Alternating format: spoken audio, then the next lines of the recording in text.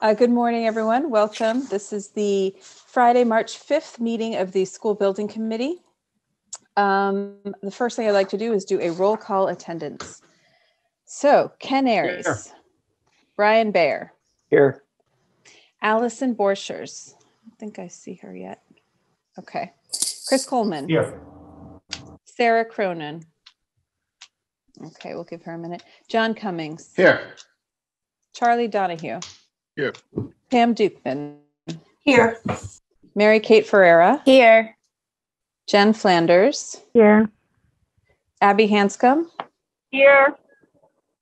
Nancy Hyde. Here. Lemma Jean-Baptiste. Here.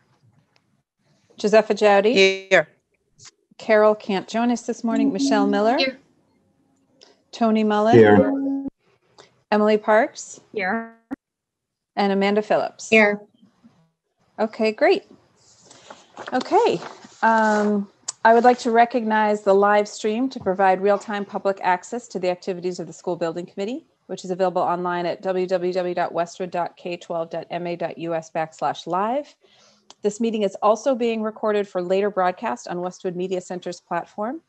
And this morning, I'd like to give a special shout out to Westwood Media. They have been working super hard for us, putting together presentations, and they are just, I just feel like for such a small town, it is such a valuable resource to have Westwood Media Center. They have this great studio near the McDonald's on Route 1, and the amount of content that comes out of that studio is really amazing. So huge shout out to Melinda and Connor and their whole team over there.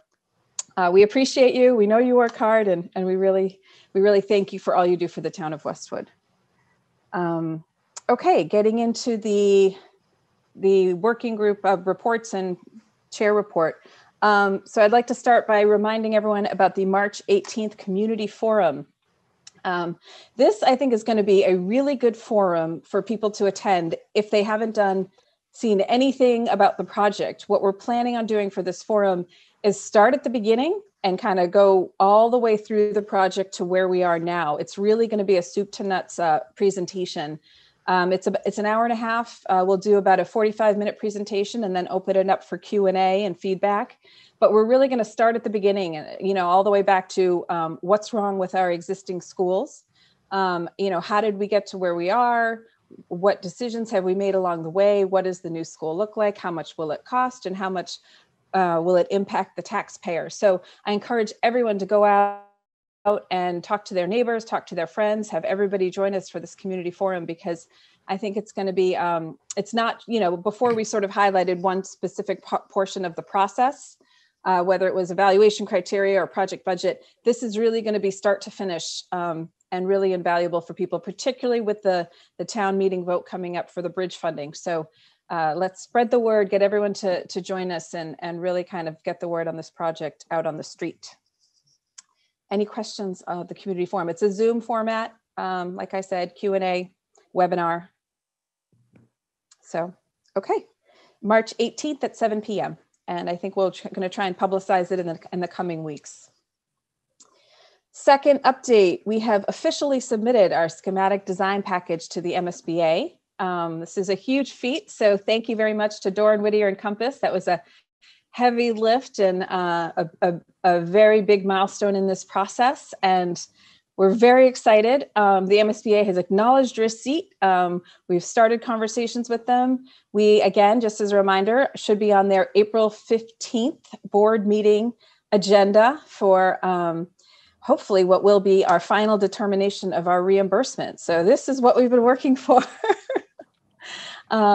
So this is very exciting news. And again, a huge thank you to our project team, because this is quite an accomplishment for this project. And then finally, I have contract amendments here. I just want to highlight them. We're going to vote on them later on in the agenda. But really what this is as you recall, you know what, I'm going to try and share my screen successfully. It doesn't always work, but let's see if we can do this. As you recall, and let me know if anyone sees anything. Yes. Okay, great. So we had the 1.75 feasibility allocated funds for this project that were, passed by town meeting way back in 2018. So of those 1.75 million, we still had 292,290 unallocated that we hadn't used. And there was a little bit more work to be done, particularly over the next couple months. So what these amendments are doing is we're allocating about $109,000 of those remaining funds. You can see how we are allocating them. The Compass fee for the next 2 months is $40,000 because technically their contract ended or will end, I think, at the end of March. Is that right? Or end of February, one of the two. So we had to extend it by 2 months. And then we had to do additional survey work for about $56,870 and additional geotechnical work for $12,870. So the two amendments we're going to be voting on coming up are the Dorr and Whittier amendments, one for the survey for $56,870, and the other amendment is for the geotechnical investigation work for $12,870. We're not voting on the Compass one yet, just because the form isn't ready. We will vote on that at the next meeting. But so for today's purposes, for the vote later on, we are going to be, that's what we're doing. We're doing the survey and the investigative work for those two amounts listed on the screen. And May this I have a will, question? yeah. Mhm. Can somebody account for why we had what I'll call the uncommitted funds, the surplus funds from the original budgeting? How we We're managed actually through under, that? yeah, I think it's just because we just didn't spend them. You know, that 1.75 was an estimate of how much we would need for this process. And as we've been moving through, we've been spending as we need. And I think it was just, we didn't need them. But Chin, do you want to speak to it specifically? Sure. So originally we had $150,000 in that category of other amount, and so the redistricting consultant was paid from there, and then also prior to the pandemic that we were paying the Westwood Media for the $500 a month of their I think that's the amount. So we've been drawing that, and then with the pandemic that we spend less on the redistrict consultant, and as well as Westwood Media no longer charge the project, and so and then also the other sort of unanticipated costs did not materialize. So that's how we still, and then we are underspending on the OPM fee and architect's fee. So when you add all of them together, that's what the $292,000 comes from. Basically, we underspend on all the categories, with the exception of the environmental and site. Thank you. Are there any other questions on the feasibility funding? Yes, ma'am. This is Chris. Mm-hmm. Could you just what is the time frame? That 2 months. When does that expire for both Compass and Dorr and Whittier? Chin, can you remind me of the exact dates? So the original the original schedule that we were on was that we were going to go to the February MSBA board vote, and that when the MSBA board approves the project into the design, development, and construction document phase, when that happened, by statute, the feasibility agreement ends. And then so because we pushed the project back 2 months, because we went from the February board meeting to the April board meeting, so that's what that 2 months comes from. And then so for the MSBA's from their perspective, the feasibility agreement that the town currently have with MSBA will end by the time that the board approves the project into the next phase. So, Chin, thank you for that. May I'm just looking for a date. Are we looking at a month? So it will be, technically, it will be from the February 14th to April 14th. That's the exact date. And that's for both Compass and Dawn Whittier? Yeah, and Okay, the Dawn Whittier would have because we already submitted the package, and then so that they're not asking for additional fee other than the survey and geotechnical work. Thank you very much. I appreciate that. No problem. Any other questions? Okay, I'll stop sharing. Okay, so moving into the discussion items, we have two today. We have, the first is the town tax impact. I know that we went through this at a couple meetings ago, but that was before the project numbers changed. So we're just going to give you an update on those numbers. And I'm just going to turn this over to Pam, and she's going to walk us through this. Okay, I'm just going to share my screen if I can here.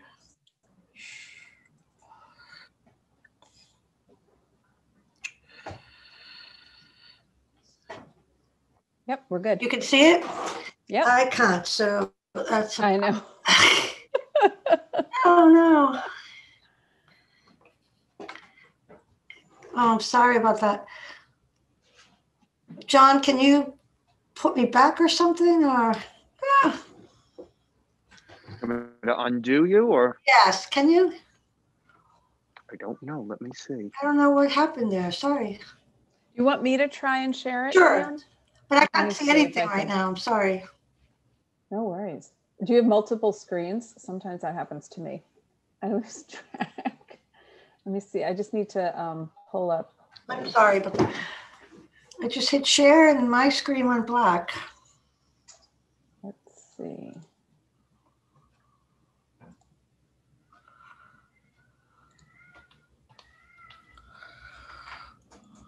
Just give me one sec.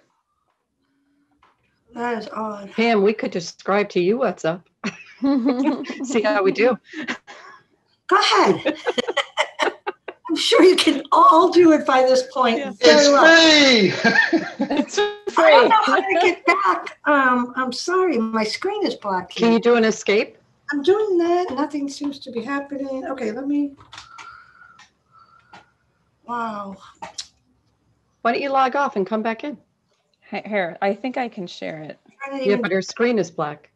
Oh, so it doesn't. Oh, yeah. Do you want to log? Well, why don't we can skip to the next item and come back to you, Pam, if you want to log off and log back in. Sure thing. Sorry about that. No, no worries. All right. Why don't we move on to the Finance and Warrant Commission presentation.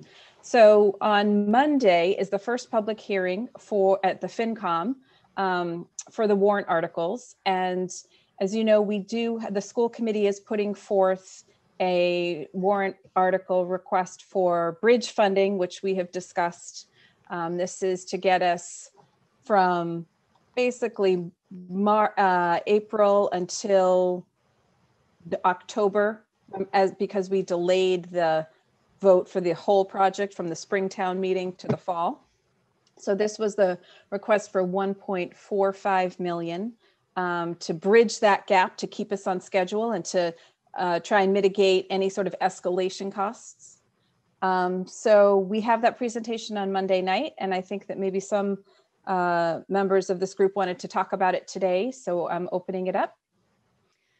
Yeah, thanks, May. I did ask, I was just a couple points. One, great that the March 18th is so comprehensive, and I'd encourage you to invite FinCom to take the time to watch that, which I imagine you're already planning to do. But I think Well, actually, the soup to nuts is a good Our thing. presentation Monday night is going to be Yeah. very similar. to Okay, well, FinCom. that was what I wanted to know. Yeah.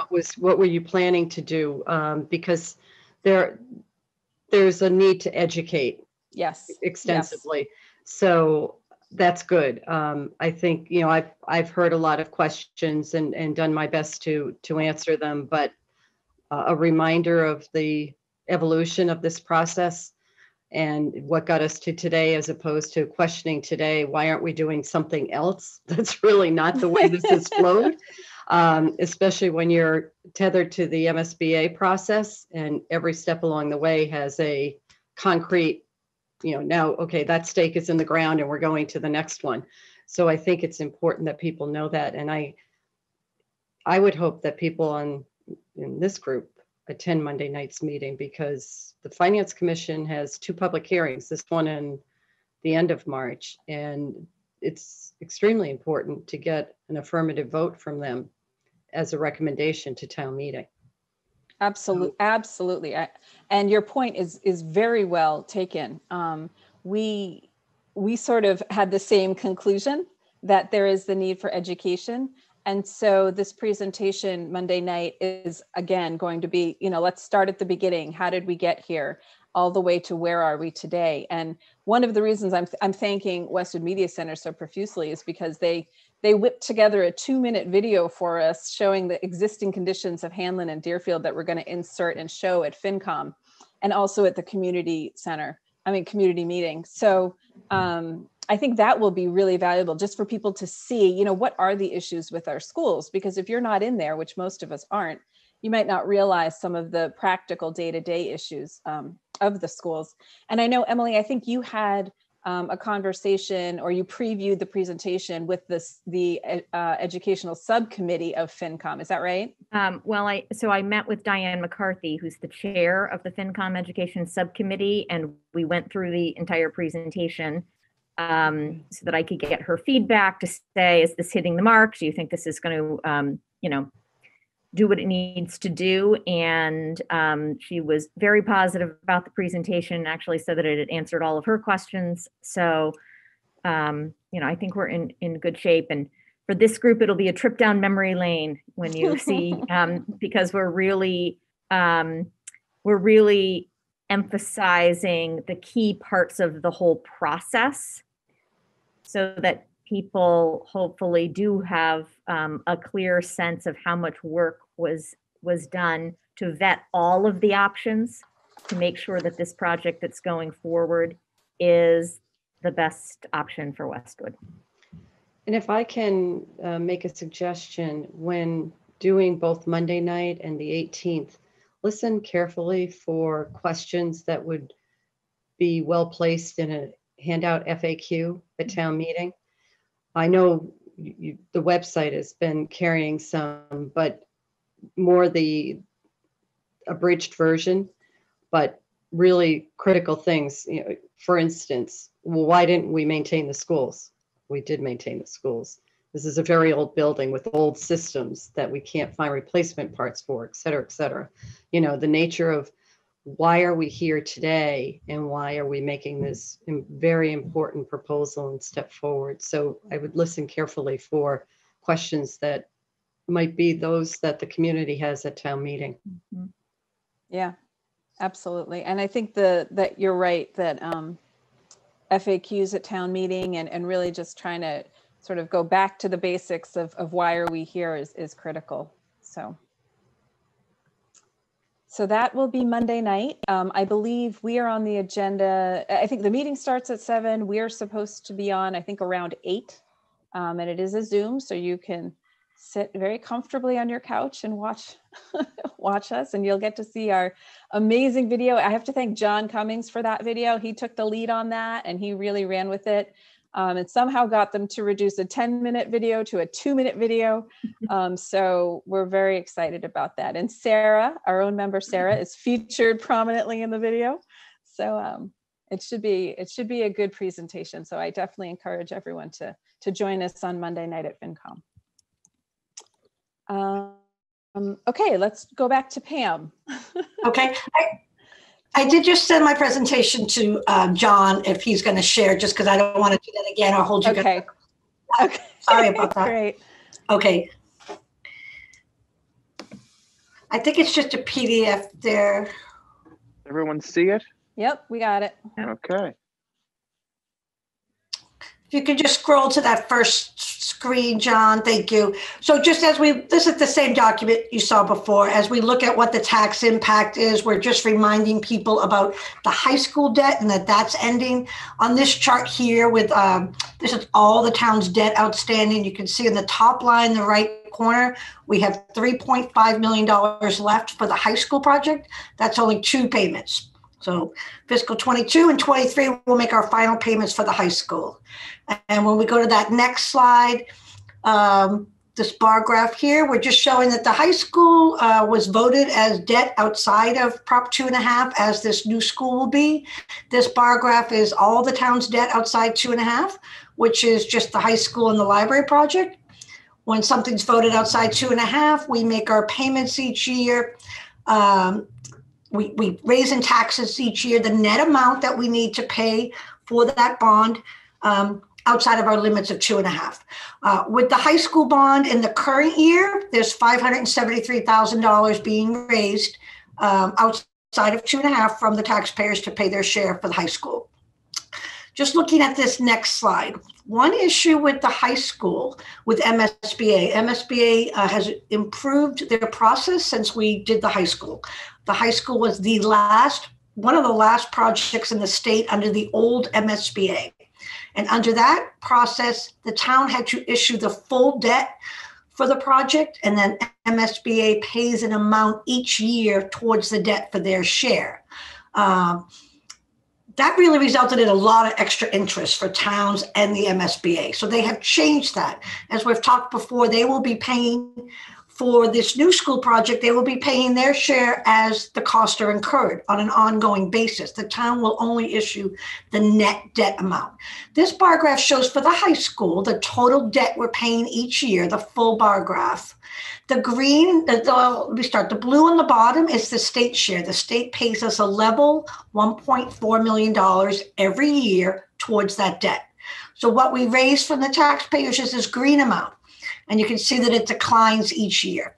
So at the end, the last year of the debt, there's $406,000 that we're raising from the taxpayers. That was much higher. It's declined a little bit each year. When the high school project was approved, we talked in terms of that the total net cost to the average home in town was just over $4,600, or about $233 a year for 20 years. And again, that amount changed each year. It started out high, it went low, with $233 being the final average over the 20-year period. Now, on the next slide, if we start to look at the new school, and I think it's just really important for people to know that the high school will be paid off. That was the largest debt the town ever undertook. It was a major new building and whole complex for the town. We're completing that payment before we look at the new school. So with the new school, with the updated numbers, with the estimated total cost, $87.8 million, the MSBA reimbursement estimated at $18.5 million, the total town cost would be $69.2. And as I mentioned, we would only be issuing the bond for that net amount.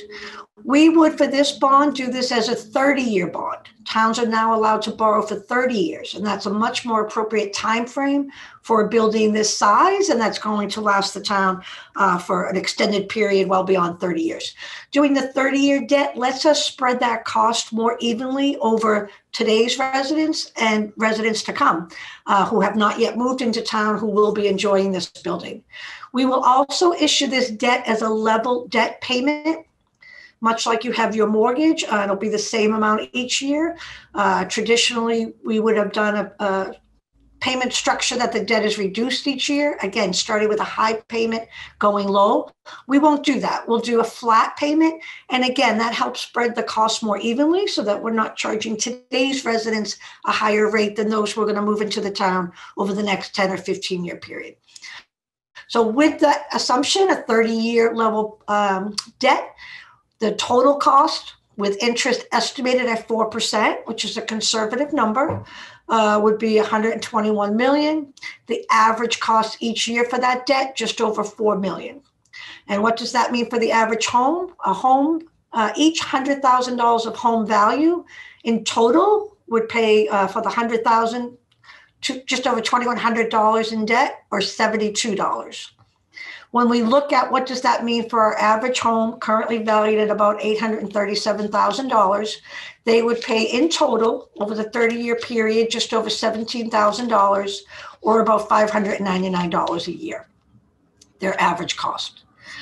So that's the cost of the new building. And then when we look and say, well, with that high school debt dropping, we're currently raising that in the taxes, that will end before this new debt comes on. At the time that the high school drops off, as we said, about $406,000 being raised in taxes from the community.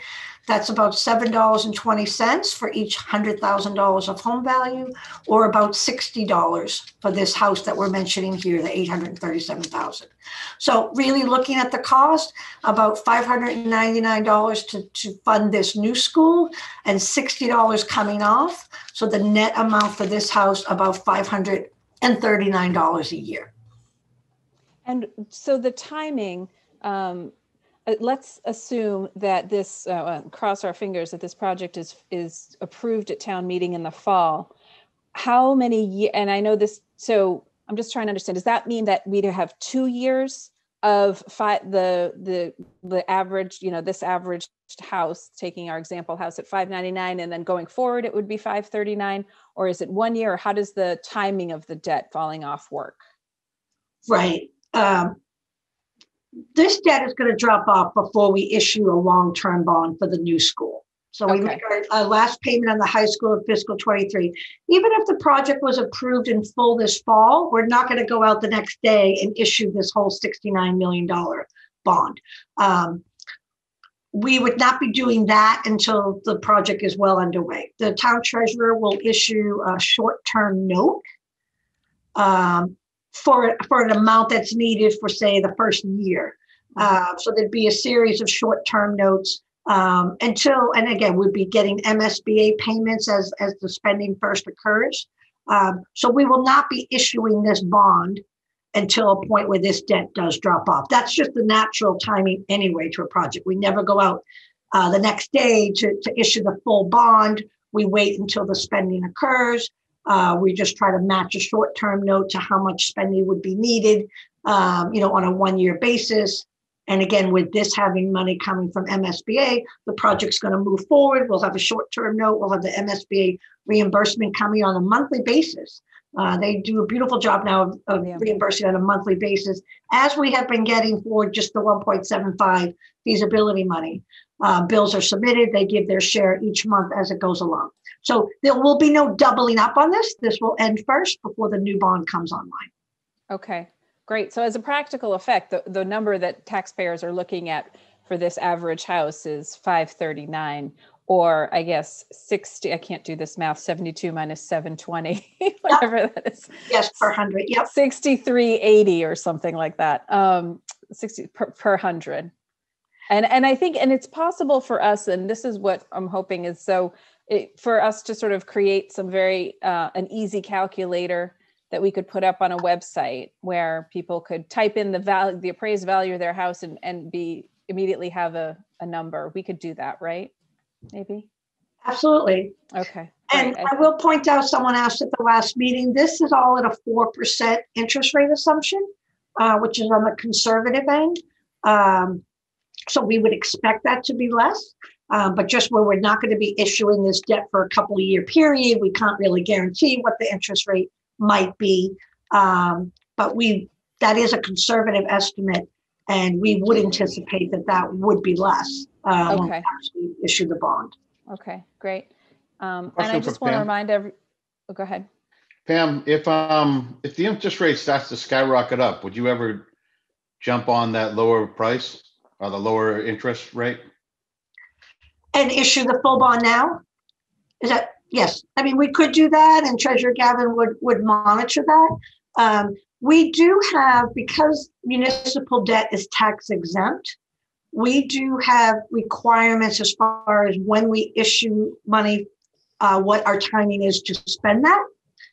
We can't kind of sit on debt and earn interest ourselves from that. So he has to monitor that. But Treasurer Gavin would definitely look at that. When the project's approved, we would be looking to work with you and Compass on the timing of spending. What's the schedule out?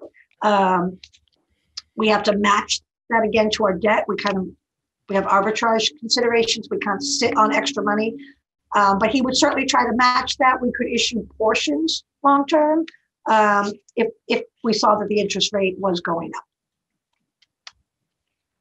Great. And I just want to remind everyone, as someone who, likes to shop at TJ Maxx, this is really a buy one, get one, right? Because we're solving for 2 schools with this. So we're buying one school and getting one for free, essentially. So I think that this is really an amazing economic opportunity for the town. I really think that between the MSBA reimbursement and the fact that we can solve for 2 schools in one solution, I just think that this is really a really great opportunity. And I think that the more we talk about it and the more we tell people sort of, I know it's a tax hit. I understand that. And I know that it's nobody wants their taxes to increase, but at the same time, I think this is a good deal for the town. So are there any other questions on the tax impact? Yeah, can I ask, so, excuse me. So I think it's just important to reinforce, Pam, what you said, that this is a conservative, at least the best we know, on the interest rate side, because I think people see $600 and they could, they may be $600, who knows, but I think that's important to reinforce with FinCom. And then the other piece, when would this actually, I guess the more other question I have for residents is, when would literally your taxes actually start going up? Like, when would I start to see, we're starting the project, but when would we think you'd start getting this tax? You're not going to see that for a couple of years. Okay. Probably FY24. Because really before that we'd be doing kind of short-term notes until we issued the larger bond. Yeah, we may just want to, tell people that as well. Yep. Okay. Anything else on the tax impact? No? Okay. So I think we can move on to action items. So the first action item is a vote to approve the meeting minutes of February 5th, 2021. Maya, Yeah. I was having problems. Oh, sorry, Giuseppe. You're talking about, to go back to the tax impact. Yep. You're talking about your assessed value, correct? Yes. You're basing it on not on the actual value of the house. They're talking about your assessed value, correct, Pam? Correct. Okay, thank you. Because that's going to be considerably lower than what the actual value. It's supposed to be by law, it's 95% of the real value, but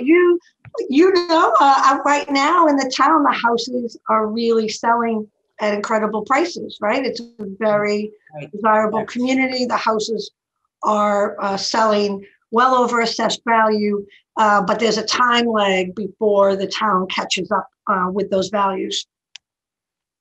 And if we have a dip in the economy, sometimes the assessed value is higher than the actual sale price too. So, that will fluctuate.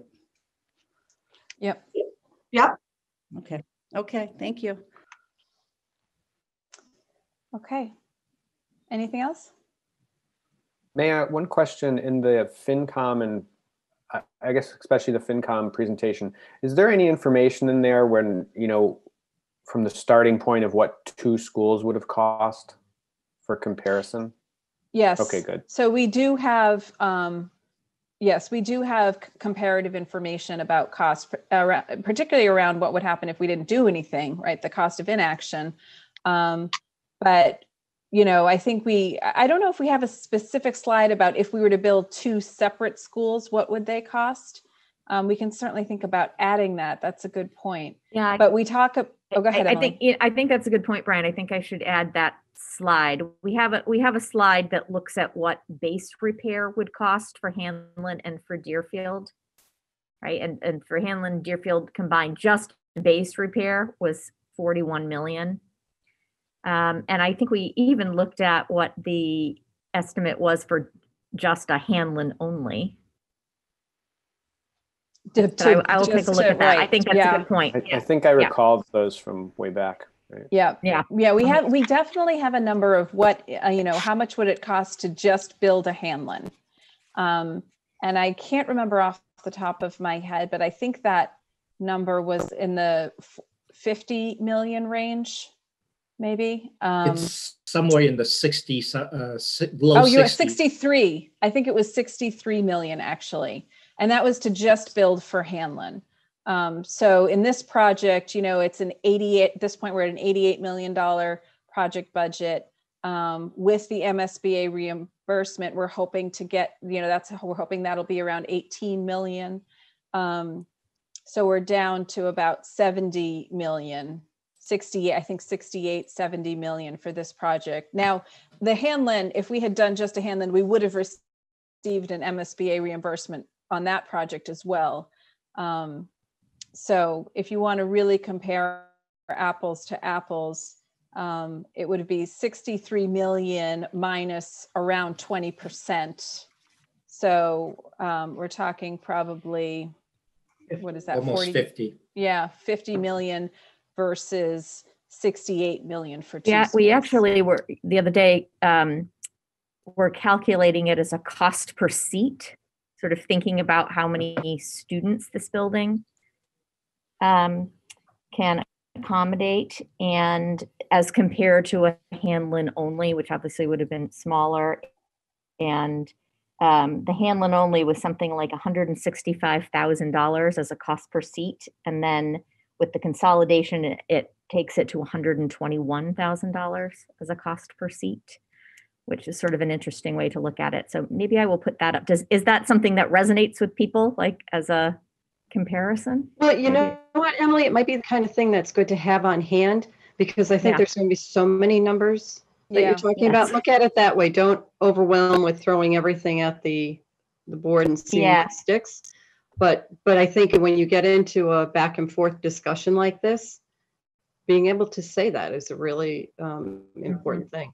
And I just want to say, this is preaching to the choir, but there is no do nothing option for the school system. We actually have been going through the do nothing option for a number of years.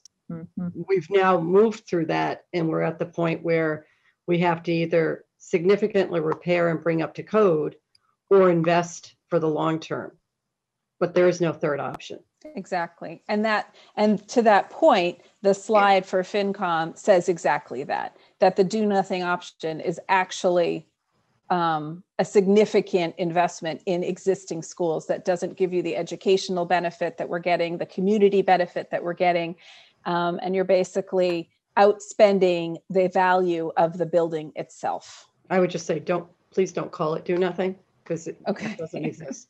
I mean, really, when you think about it, the best we could do where it wouldn't have any capital investment is to continue to ride it out for another year or two. It's still going to come back in some shape or form. It's still coming back with a substantial reinvestment or new build.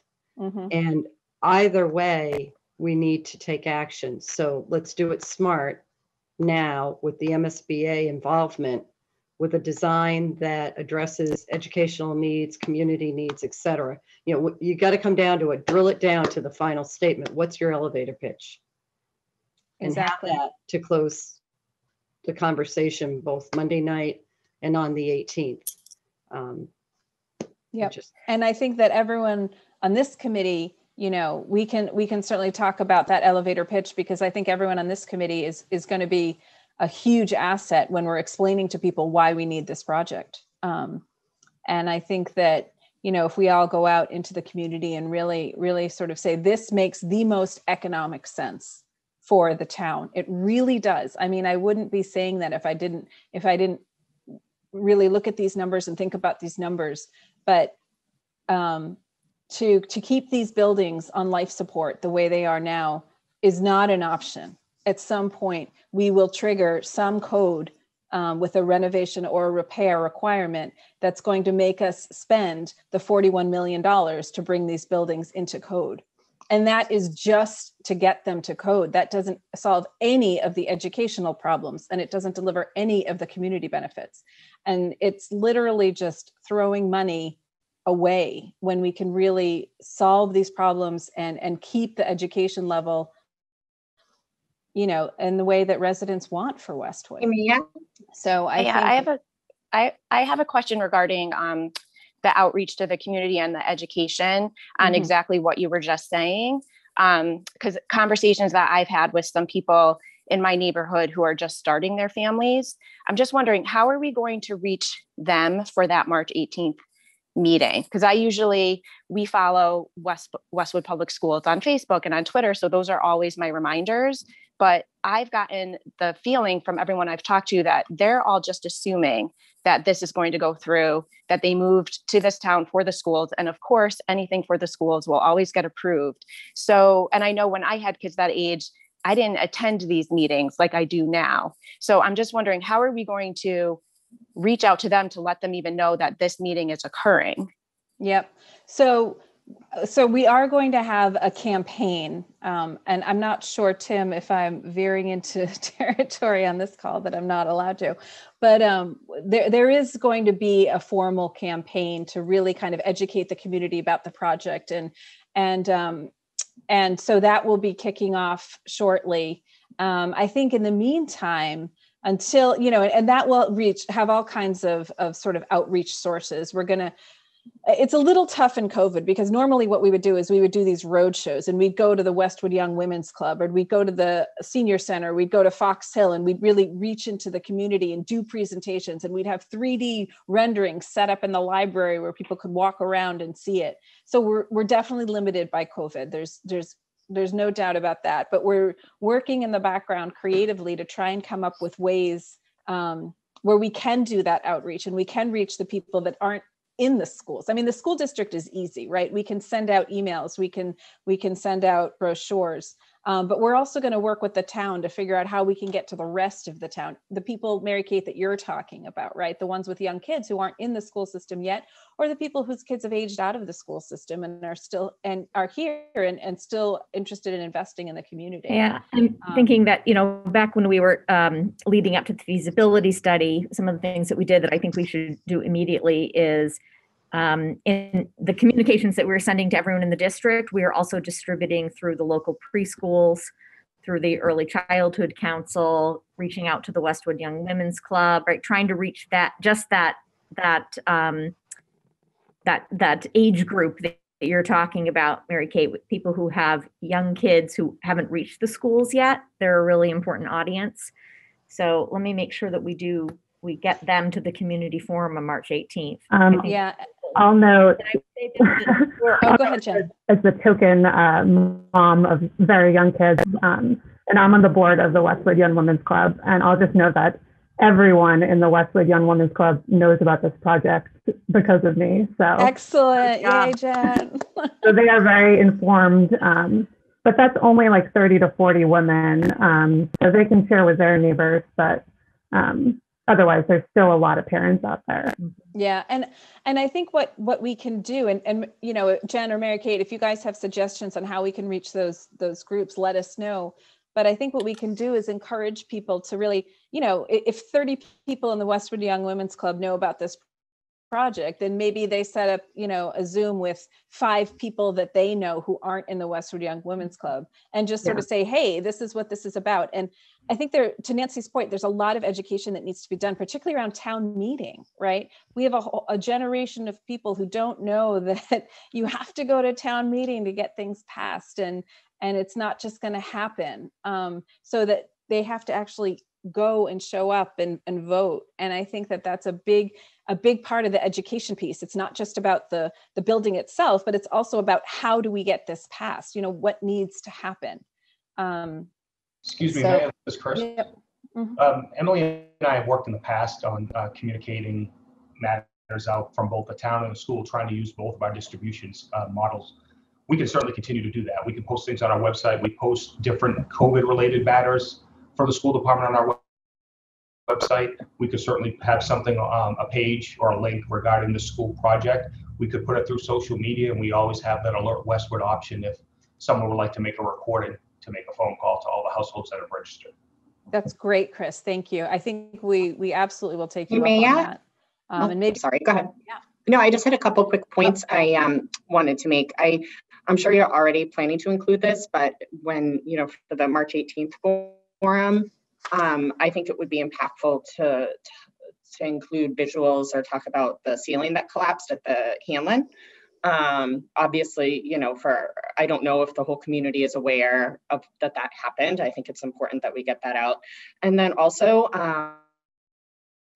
I know part of the, one of the main groups that's concerned regarding the tax implications are seniors living in town. So I don't know if there's a way to just, I know that there are resources in town for seniors, right? Low-income seniors who are concerned about their taxes. So just to have a resource on hand, whether it be, a point person in town or a phone number or somebody that they could connect with if they truly can't afford the increase and related to the project. Yes, absolutely. And actually, I think Josepha, one of our own members, is on one of those boards. So we can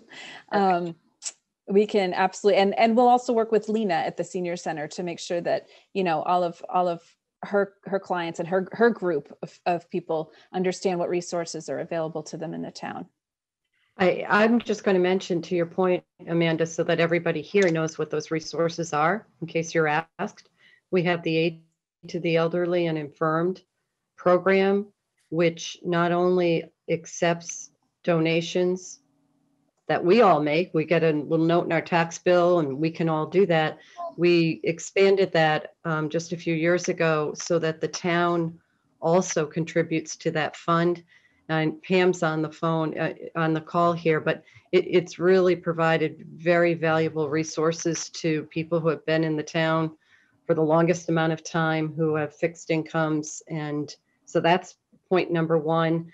There is the senior work-off program. Now, COVID is probably putting a drag on that, but what it does is it allows senior citizens to work in town offices and school buildings and get a relief on their tax bill. So instead of getting paid for their time, they get some tax relief. And those programs exist, and May, you're right, through Lena on the Council on Aging. That's the great go-to person to find out, and she's been working right through the pandemic. So everybody, there are some resources there, and there's no denying the fact that this has a real impact on people. So it's important that we step up and help them. Absolutely. Just want to quickly follow up on that. The town's Aid to the Elderly Infirmed, we have one of the most robust programs in the state for that. That committee distributes, as Nancy said, through donations and then just some town matching funds that town meeting approved. We have been distributing about $100,000 a year to about 50 residents or homes in town each year. That's amazing. It's very robust, and the people who receive that are some of our most senior members, long-term members of town who are, everyone knows on your road and your street, as houses are bought and kind of new houses goes up and new families moved in.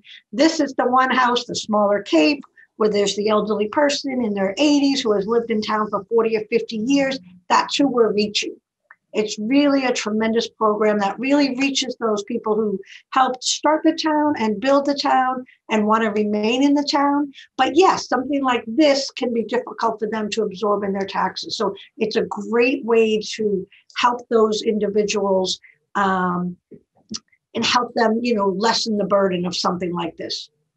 I'd just like to say something, and I've heard from a lot of town people over the years. There's a lot of people like to compare our Westwood school systems with the top 20 school systems in Massachusetts. We take pride that we're probably the 4th best K-12. So we're always looking at that. And I found out last time we looked at a lot of these issues, there is data available about the age of buildings in the school systems. And our elementary level schools are average 1940s and 50s.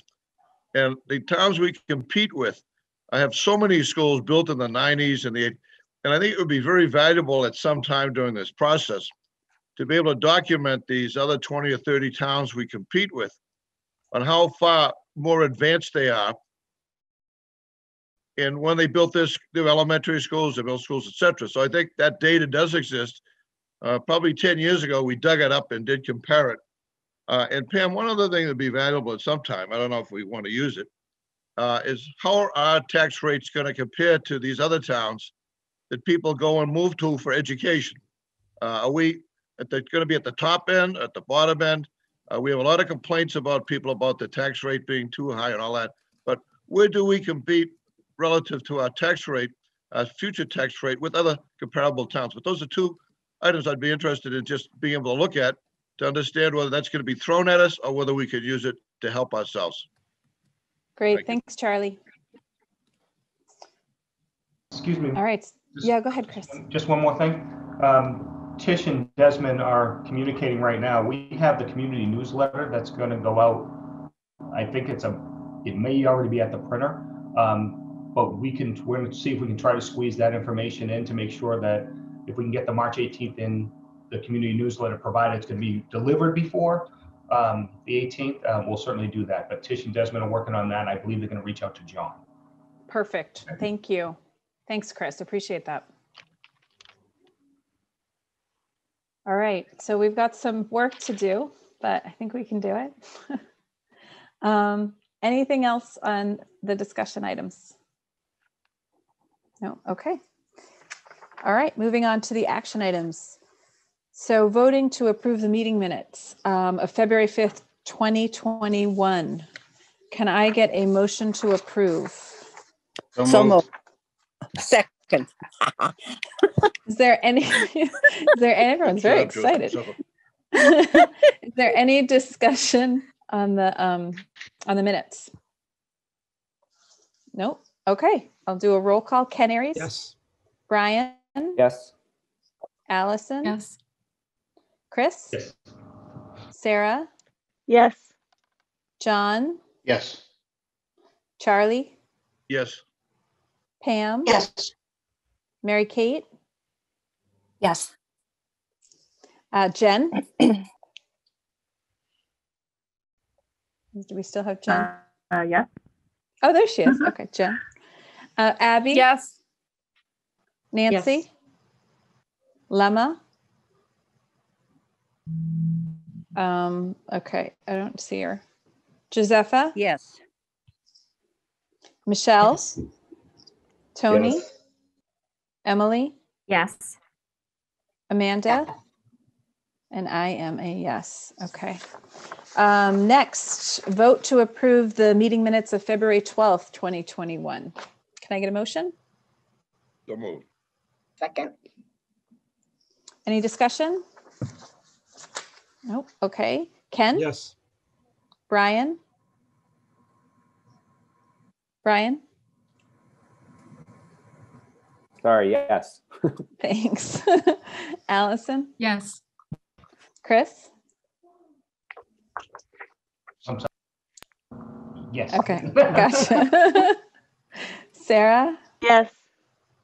John? Yes. Charlie? Yes. Pam? Yes. Mary Kate? Yes. Jen? Yes. Abby? Yes. Nancy? Yes. I don't think Lemma's, I think we've lost No, her. she's here. I'm here and Oh. yes. Oh, okay, sorry. Sorry, technical problems. Too many faces.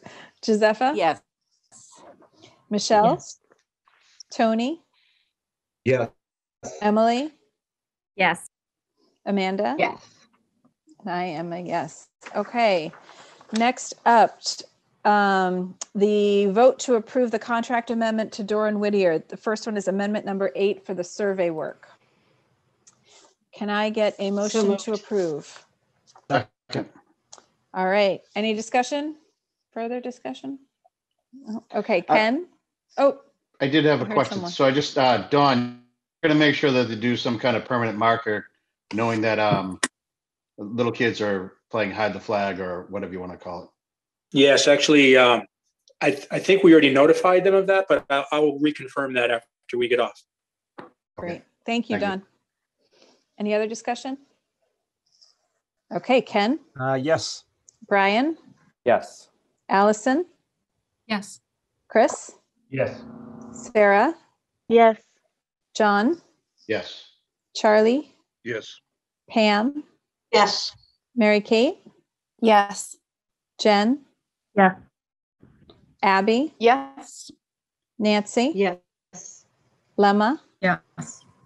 Josepha? Yes. Michelle? Yes. Tony? Yes. Emily? Yes. Amanda? Yes. I am a yes. And vote to approve the second contract amendment for Doran Whittier. This is amendment number 9 for the geotechnical work. Can I get a motion? So moved. So moved. Second. Second. All right, any discussion? Nope. Okay, Ken? Yes. Brian? Yes. Allison? Yes. Chris?